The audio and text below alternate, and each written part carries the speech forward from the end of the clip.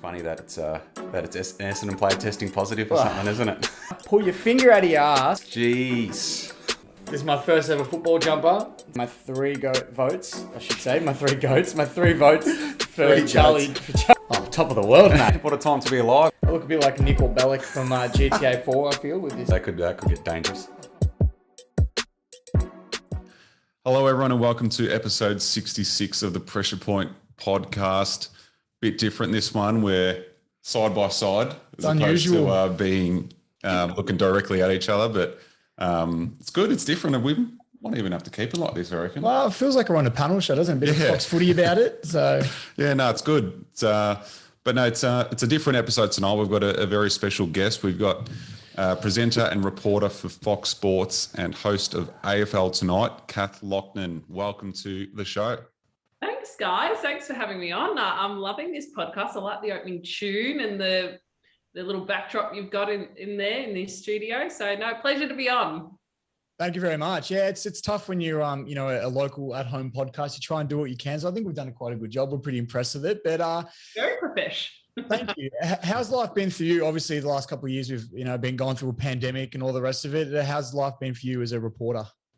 Yeah, to be honest, I've been really lucky in the sense that I've been super busy with work, and perhaps with the pandemic, a lot of our production got shifted to studio work. So there was probably even more to do for someone like myself.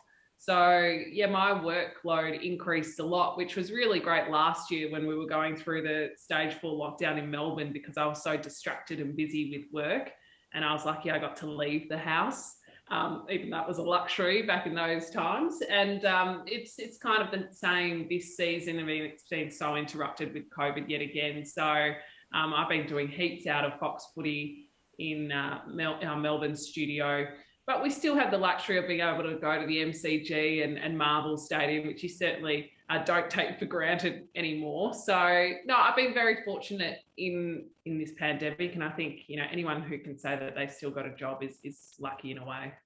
Yeah, exactly right. To be able to work through it is very fortunate. And the Olympics are on at the moment. You've been watching those pretty closely? I have. I mean, it's hard because we're still so invested in the footy season, of course, and given Channel 7 have the Olympic rights, we actually, it turns out Fox Footy pick up a couple more games on the weekend, so we have to do a couple of extra games in terms of the production. So footy's become a little bit more hectic at Fox Footy, but no, I'll get home late at night and I'll definitely chuck the Olympics on, and I'm a bit of a late night lurker, so I like to, stay up watching, I don't know, whatever's on. I actually love the weightlifting. I mean, I find that thrilling. Yeah, always got it on in the background, so it's good.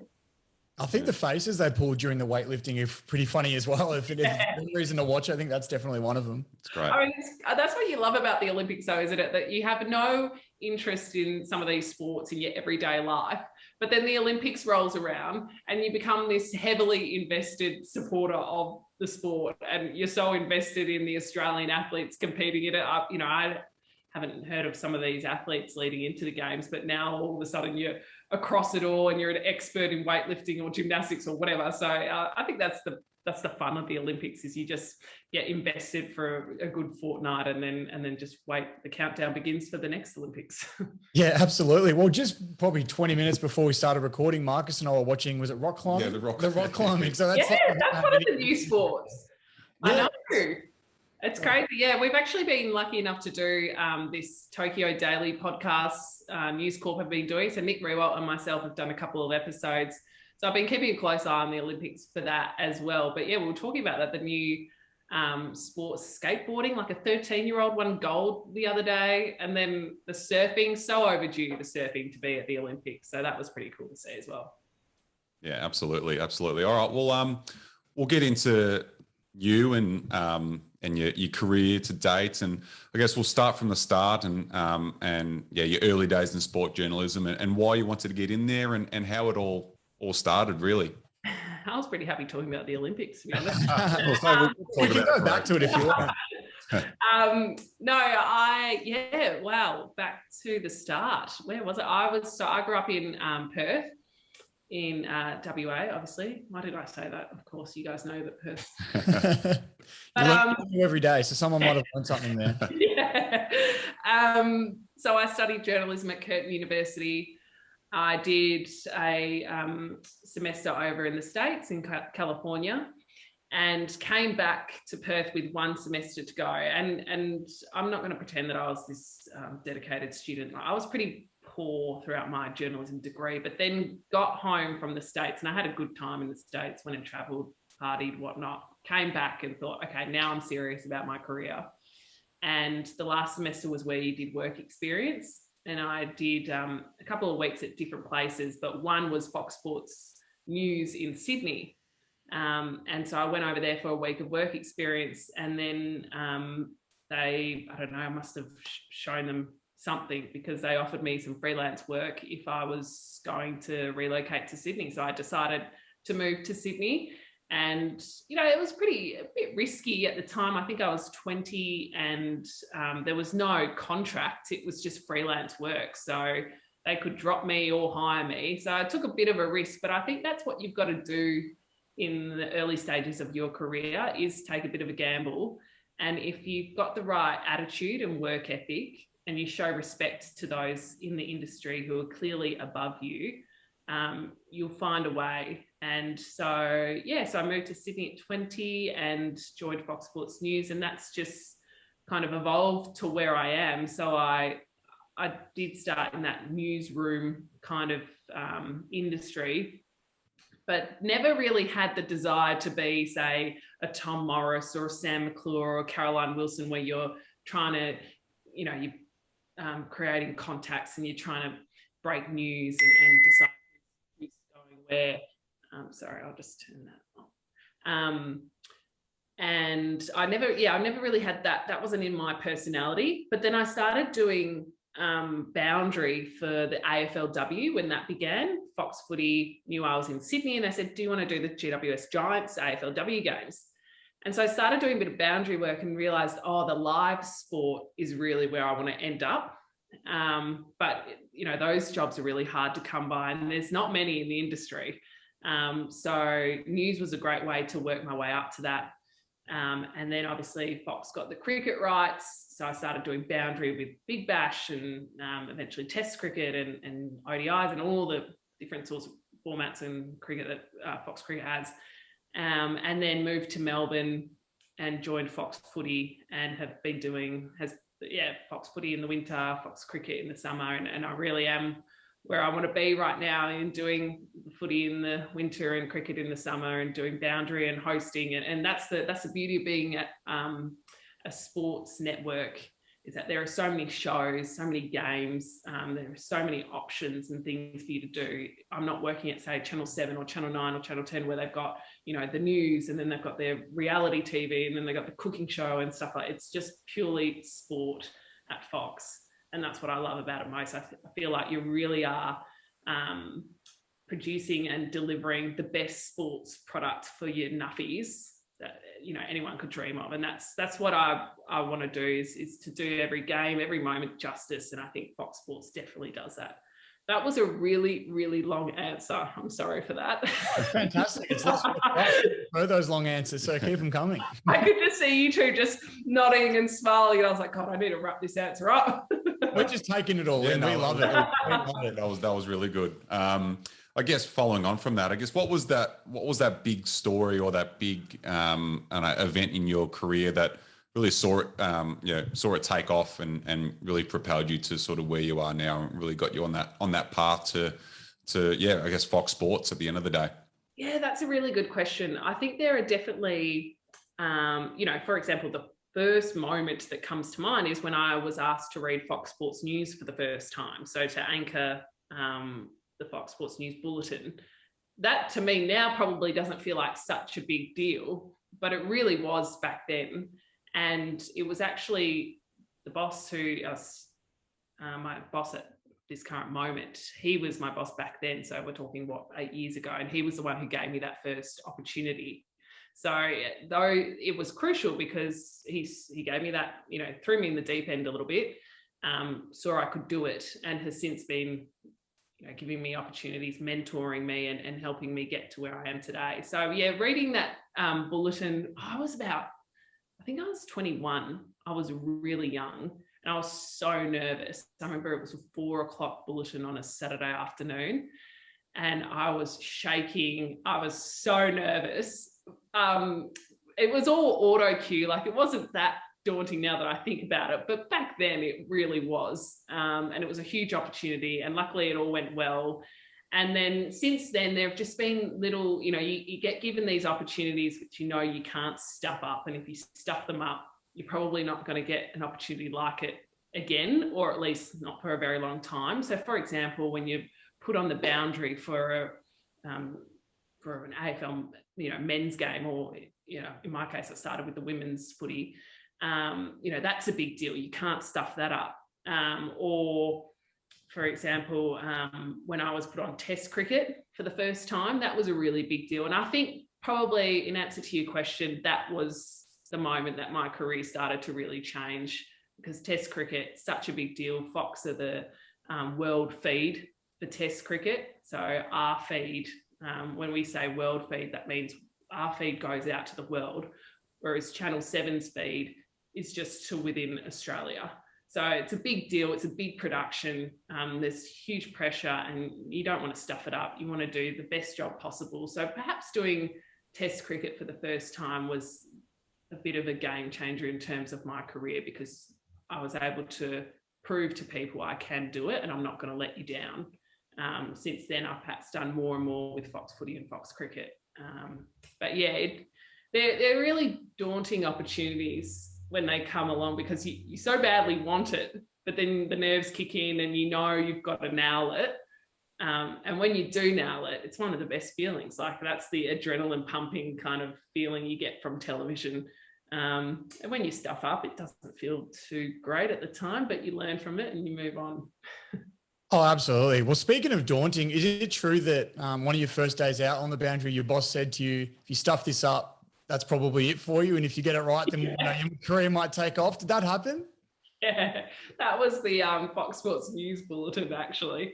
Oh, I remember that so clearly. It was in his office, and it's so daunting. You go up the lift up to the top floor, and you're kind of trying to find his office, and it's just all the executives' offices. Like you feel so out of place as is, and then you walk in, you're trying to act cool and confident, because bosses always like when you have a bit of an understated confidence to you. And yeah, he told me, he said, well, if everything goes well on Saturday, we'll come back and we'll chat and, we'll review your contract and see, what the next steps are in your career. But if you're no good, then we'll just leave it at that. And so you just know that's make or break. But I like that kind of feedback and I like that clarity with bosses. And I like when someone within the industry is, and one, a friend in the industry is game enough to say, yeah, that wasn't your best, but just do this next time. I prefer that than someone, lying to your face going, oh, no, it was fine. Like, it was fine. You did well. No, I stuffed up. Like, let's just face the facts. So that's where I'm really privileged with my current boss at the moment, is he definitely does not beat around the bush, and that's the way I like it. Yeah, probably the same. But in saying that, I've told Marcus this story before, but I work for a local sports media company, and one of my first days out, I went and did probably 12 Premier Cricket interviews. I got back on the Monday to load them all up, and the audio didn't work for any of them, and that was my first day going out. So it was an absolute stinker. And let me tell you, the boss did not beat around the bush when telling me off for that one. So that was a shocker. So I can relate. But in terms of moving from Perth to Sydney, obviously you were young, like you said, moving away from family, friends. How did you find that experience? Must have been pretty tough.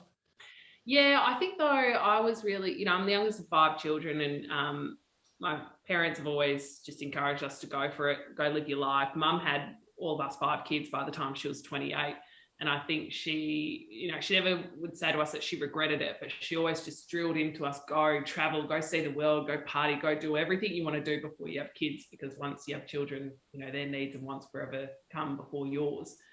So when they were well across it, I was like, look, Fox Sports News have said I can come and they might have some freelance work for me. But mum and dad would, a lot of parents, I imagine, in that situation would go, oh, you're kidding? Like, they're not even offering you a full-time contract. Like, there's no security there. Like, what are you going to do for money? What happens if you can't, feed yourself or put a roof over your house, you know, all that. But mum and dad were the complete opposite. They said, go for it. You don't, and I remember dad saying, if it doesn't work out, you can just come home. Like, not that hard. So they were always very encouraging, and I'm so glad that I've had that kind of support from them. And yeah, you do, sometimes you got to think in those situations, what's the worst thing that can happen? What, you just go home, like, and say it didn't work out, it's fine. So yeah. When you look at it like that, it really isn't as scary, I guess, is it? So, well, going back to what we were talking about before in terms of making mistakes or blunders on air, there's obviously a pretty famous one. You probably know what I'm going to talk about already, the famous farting incident. Yeah. Which, if you think that was awkward on live TV, try being me when someone found my search history and I typed in Kath Loughnan farting and then trying to explain why I was searching that. So it wasn't as awkward when you put it in a perspective. I could have worded it better when I searched it. Yeah, I could have worded it much better when searching for it, but I've worded it Kath Loughnan farting, and it's hard to explain that one. But that's a tough one. Other than that, have there been any other noticeable blunders or mistakes that you've made on air that have made you sort of freak out a little bit, or have you been pretty good? From what I've seen, I haven't seen any mistakes other than that one, but I'm sure you'll know better than me.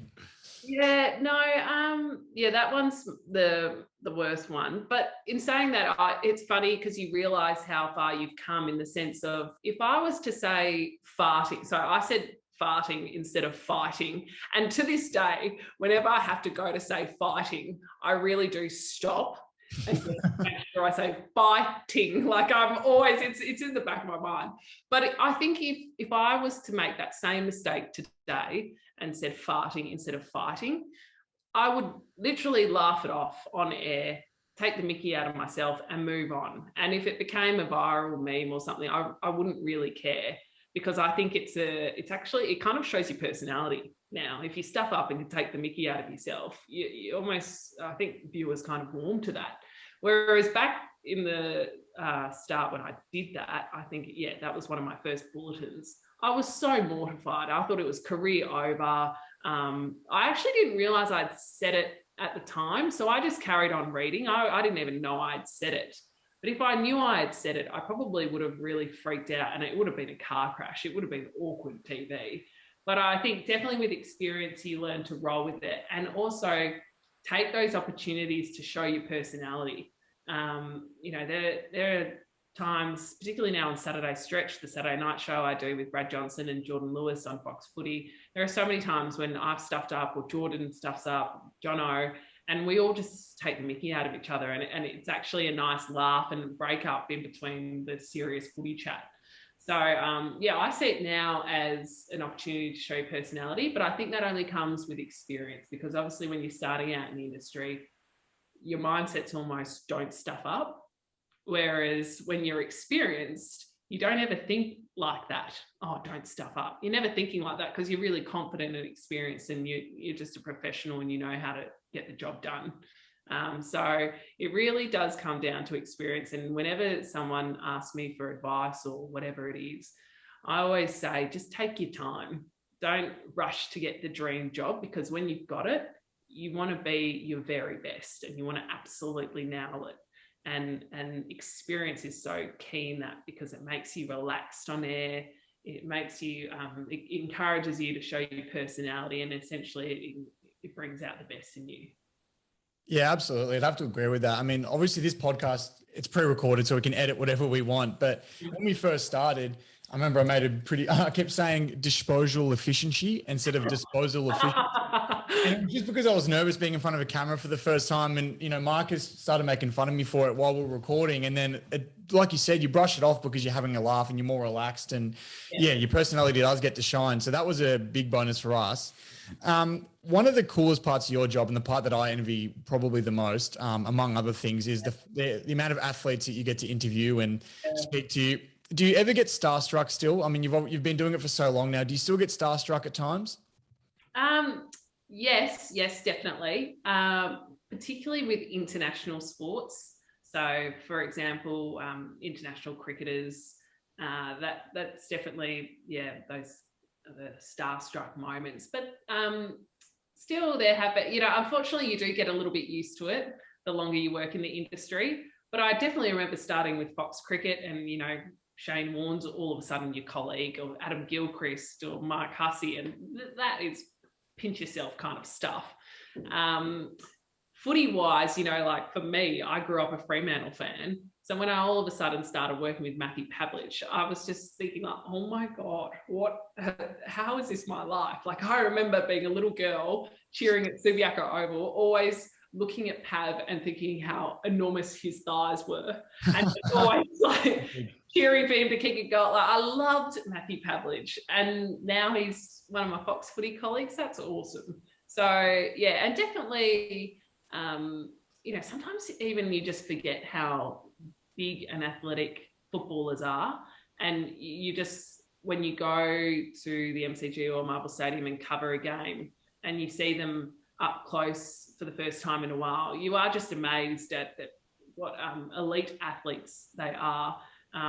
Ollie Wines is one who springs to mind. I mean, because we don't often see Port Adelaide play in the flesh here, just realising how fit he is, particularly this, he's having an awesome season this year. So, yeah, starstruck, definitely more so with the international cricketers and whatnot, but still consider myself so enormously privileged to work with the legends of the game that I do, Fox Footy, Jason Dunstall, Gary Lyon, Jonathan Brown, Nick Real, I could name them all. It is pinch yourself kind of stuff sometimes.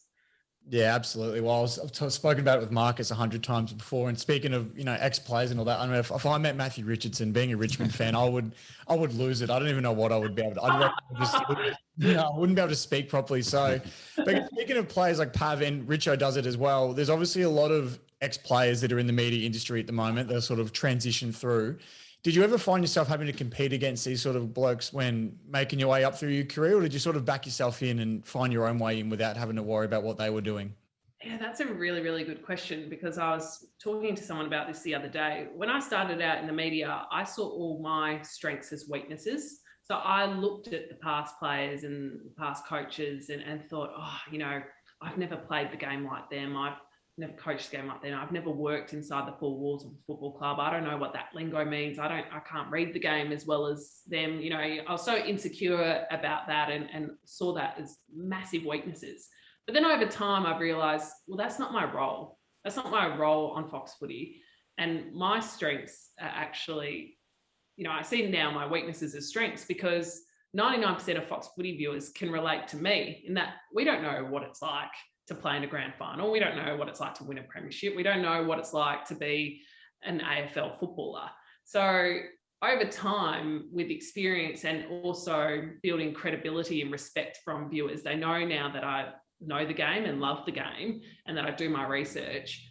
I'm confident enough to just ask what I perhaps may have considered dumb questions back in the day. Like, for example, if Brownie is explaining something and I don't get it, I'm confident now to say, hang on a second, on air, hang on a second, I don't understand what you're saying. Explain that to me again. Or why would that player do that? Or what do you mean by that? Whereas back in the day, I'd probably think, no, I should know that, I'll come across as a dumb blonde if I ask, what does he mean by that? So, I probably at the start of my career, yes, what you're saying, I perhaps did look at the past players and just think, I'm nowhere near as good as you. But now, just with time and confidence and experience, you realise, well, that's not my role. My role is to get the best out of the players. So to tap into their minds, because that's essentially what the viewers want. And then my role, other than that, is to steer the ship and make sure it's a smooth and entertaining broadcast. And I also think your role as host, and I particularly take this quite seriously when I'm doing Stretch, my role is to make the show as entertaining as possible. It's to get the most out of Jono and the most out of Geordie, and to make sure that they enjoy it too. And when there's a show without chemistry, it's boring, but I think that falls back on the host, because your job as host is to make sure it comes across. Even if you have panels, and this happens all the time, you have panelists who don't like each other, don't really get along, or perhaps their egos are clashing. You've got to find a way to get through that and make them enjoy it and get the best out of them. That's my job. Yeah, no, that sounds great. And just while we're on these AFL personnels and working with them, do you have a favourite to work with? It's probably hard to choose. I know you work with so many of them, and you mentioned Pat before how much of a hero he was. I don't know, is there a favourite that if you had to pick one? Yeah, and then if they find out that I've said one of them is my favourite, they'll never let me live it down. I'm going to narrow it down to two, and it's purely because I work with them on Saturday nights, and that is Brad Johnson and Jordan Lewis. We're pretty tight on the stretch, and throw Tom Morris in there too, because he'll be mad if I don't include him on that. He's definitely part of our little stretch crew, and we just the four of us get along so well. It's so fun. And no egos. We all love coming in on a Saturday night and working with each other, which says a lot. I mean, it's Saturday night. You could be doing a lot more, well, perhaps not in this pandemic when things are in lockdown, but you can be doing a lot more fun things on a Saturday night. But it's, it's a joy to work with them. And so perhaps they're my favourites. Well, I'm surprised with that answer, to be honest, because I have seen videos of Dermot Brereton straightening your hair. I thought he might have been.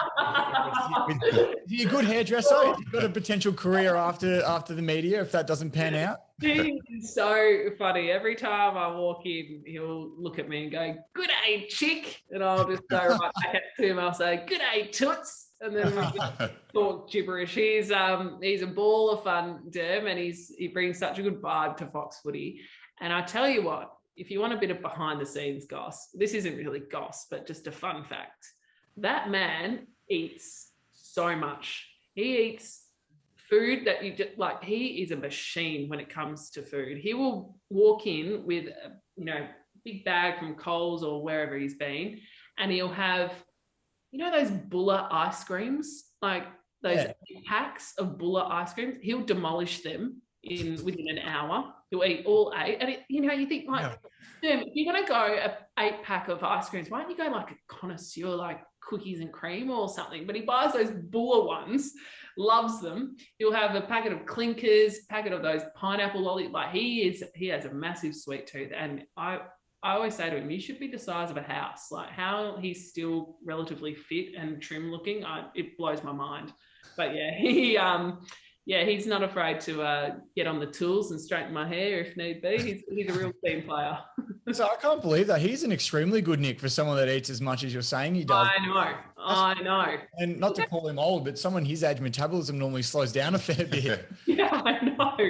So I don't know, what's going on inside that body, but I kind of want it because, he just eats chocolate, ice creams, like sugar all day, every day, and still looks fit somehow. Fair enough. He must be doing a lot of work behind the scenes that we're not saying, for sure. Well, speaking of blokes like Dermy and all that, it is obviously at the moment sports journalism a little bit of a male-dominated. I'm trying to think of the word I'm looking for. The male-dominated industry. That's the word I'm looking for. Have you found any hurdles in terms of working through those stereotypes early days? I know there's a lot more female reporters now, which is great to see, but the early days, you've been around for a while now. Did you notice any hurdles in particular, or did you sort of fight your way through it pretty easily? Yeah, well, I remember starting out, someone saying, "Oh, you should do sports journalism." And the only real sports journalist I was aware of at the time was Katie Price, who was working at Channel 10 in Perth. She's now at Channel 10 in Melbourne. It was a bit, I wouldn't say I knew a lot of female sports journalists, but I have to say I have had it pretty easy in that regard, in that I've never really encountered too many difficulties being a female in this industry. But I know that's partly because there have been women who have come before me who have made it easier for people like me. I'm talking about Caroline Wilson, Kelly Underwood, Sarah Jones.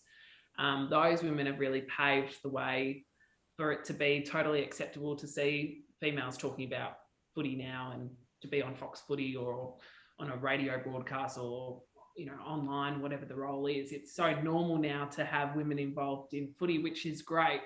But I know that wasn't the case, and so I'm always really respectful and appreciative of those women. At the same time, I think you don't ever want to get a job because you're a woman. And you want to get it because you're just the best person for the gig. So, whilst we should encourage women, I don't think, I'm not one nowadays to really celebrate oh, she's the first female to do this, she's the first woman to do this, because I feel like that almost just pits women against each other. And why would you want to be just the first female or the best female? You just want to be the best. Like, I just want to be the best at what I do in my industry, not the best woman.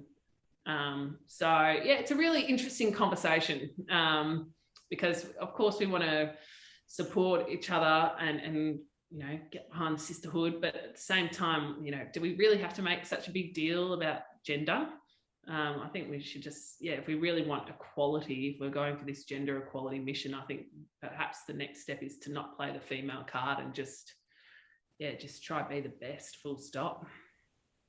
Yeah, I think that's a great perspective. I think that's what we've been talking about as well a few times, that we agree with that. And I think if you're trying to, well, I mean, it's easy for us to say, but I think if you're trying to reach an agenda or, you know, make a quota, then it doesn't have the same effect as if, like you said, is compared to when you're just the best at what you do, which we both agree that you are the best at what you're doing at the moment. So definitely, you know, it's not a quota at all. Yeah.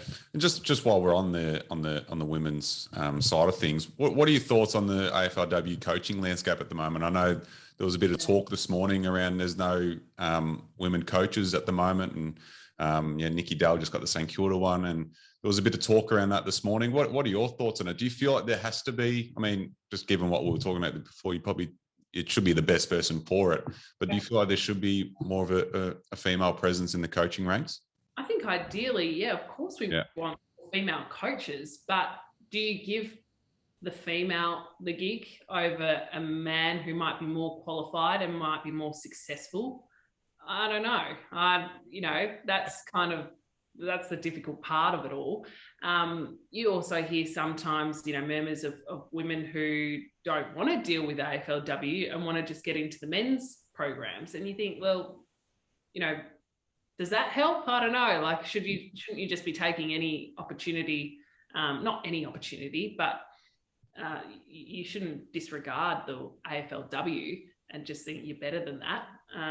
So yeah, it's a really tricky one. Ideally, of course, you want to see more female coaches, but then at the same time, similar to what I was saying just before, you don't want to just give someone the gig because they're a female and you're trying to reach some quota and you know, you think it will look good in this politically correct world. No, you want the best person for the job, but perhaps it's going to be something where when your Alicia Evers and the current players start to retire, and those players, and I use Alicia Eva for an example because I know she wants to get into coaching. She already is coaching. Perhaps it's just going to take a couple more years to see a big influx of female coaches. But yeah, ideally, it's not a good look, but sometimes I reckon maybe we need to park the good look chat and just make sure that the best person for the job is getting the gig. And I just think, yeah, like the AFLW is still so fresh and raw. Hopefully we see more female coaches coming through the ranks over the next few years. Fingers crossed. Yeah, absolutely. Well, speaking of the AFLW as well, and like you said, in the next few years, it's just going to continue to get better and better. And we're already seeing some of the younger generation of girls that are getting drafted. You know, we just had the draft recently.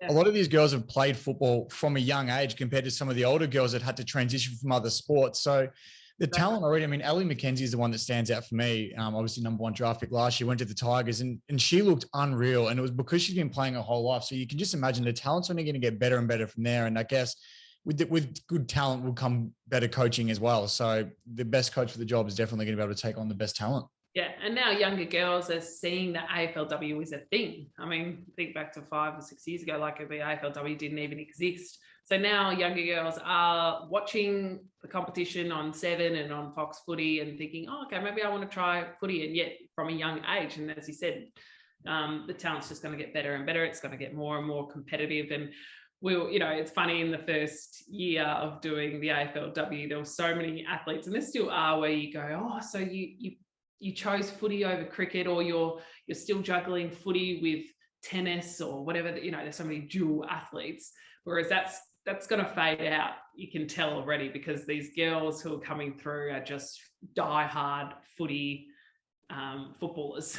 So it's exciting. It's going to be so exciting every year it gets better and better, and you see such a huge level of improvement. It's going to be so exciting to see where it's at in just 5 years' time. Oh, 100%. My little sister's 15 and she is pretty keen on playing when she gets a bit older. And I'm keen on her playing too because I want to live vicariously through her because I never made it to the big league. So she's still a chance. She's still young and got ability. So I'm living vicariously. What's her name? Abby.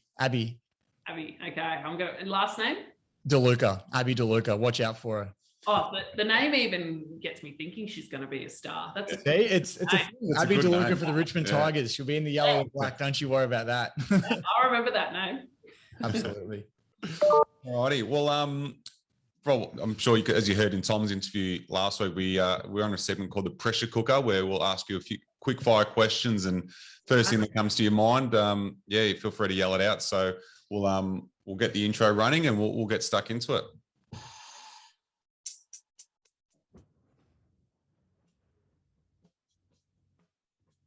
Sorry if that was a bit loud. All right, I'll kick us off. Who's your tip for the flag this year? Geelong. No. My stat is they've only conceded 30 goals in the past 5 weeks. They're the hardest team to score against, so I think that's why they're going to win. Yes, that's huge. I didn't know that. Well, who's your tip for the Brownlow? Marcus Bontempelli. But then part of me is thinking, are we not paying enough attention to an Ollie Wines or, Brownlow? There's always a surprise on the night. But if I'm placing a bet, it's on Bontempelli. Yeah, love it. Rising star. I'm going to go Tom Green. I love this kid. He's an absolute weapon for a 20-year-old. So I'm going Tom Green, but that is so wide open this year. I mean, I think it's even going to come down to these last 3 rounds. Like if Mitch Georgiades kicks a bag in each of these last 3 games, then it's probably his. I don't know, but I'll go Tom Green. You're right. It really is anybody's race at the moment. Tom Green is a good one. I like that one. It's awesome. So what is your favorite news story of the year? Oh, Alistair Clarkson.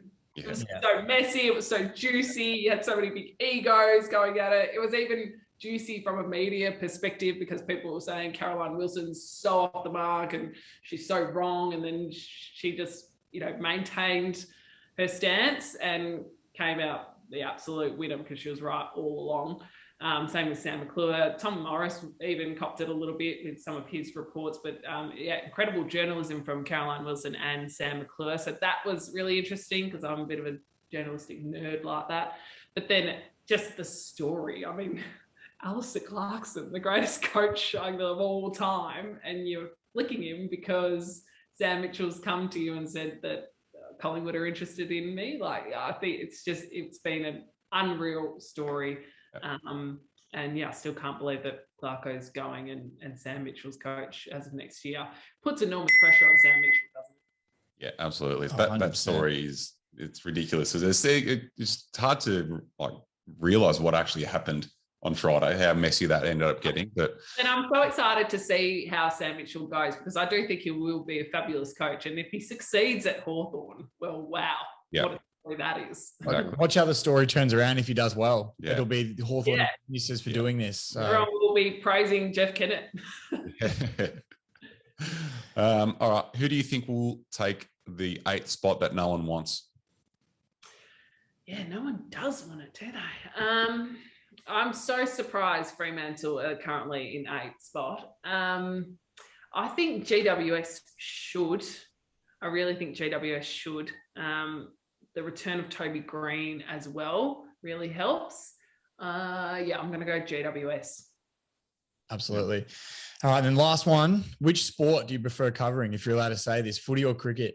Oh, that's such a hard one. Everyone always asks that. That's really hard. I really can't pick. I'm going to sit on the fence. Am I allowed to sit on the fence? We'll give it to you. You're lucky. You're lucky. We'll give it to you. Okay. Yeah, no, I love them both. Like, they're so different as well. It's so fun when there's no COVID restrictions and you can travel around in the summer and cover the cricket and do all the different formats like tests, one-day cricket, big bash. But then I think footy's just childhood for me. And, I can see it in your eyes too. You guys are just fanatics as well. And there's nothing better than like grand final week. So, yeah, I'm going to sit on the fence. I'm really sorry about that one, but I just can't pick. We'll give you that. We'll give you that. Well, actually, in saying that, then you mentioned cricket and all the different forms. What would you say your favourite form of cricket is? Test, 2020? Test cricket. Cricket. Gentleman's game, I think, as well in this era where we always want everything immediately and social media and we just want everything within 5 seconds.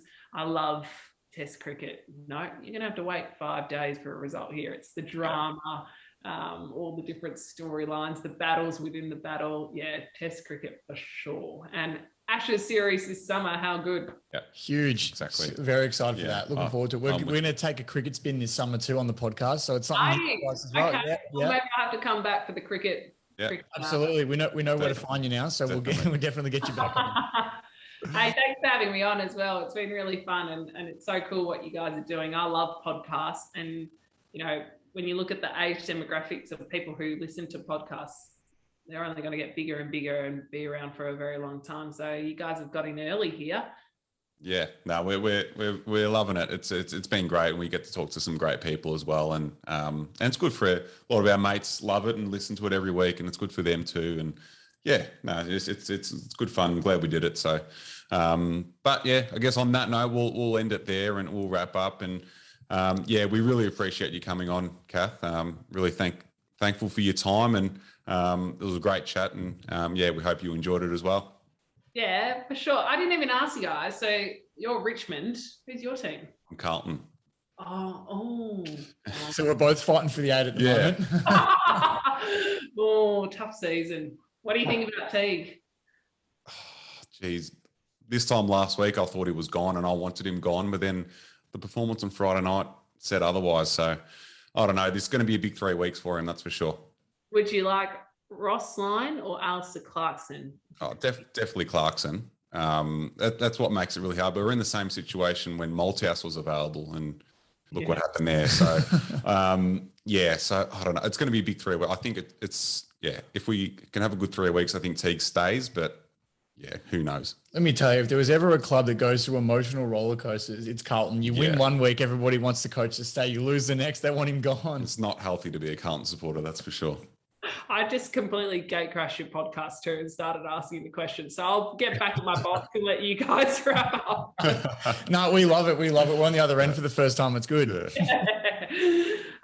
seriously, thanks for having me on. And then I'll be a loyal listener of Fresh Point podcast from now on.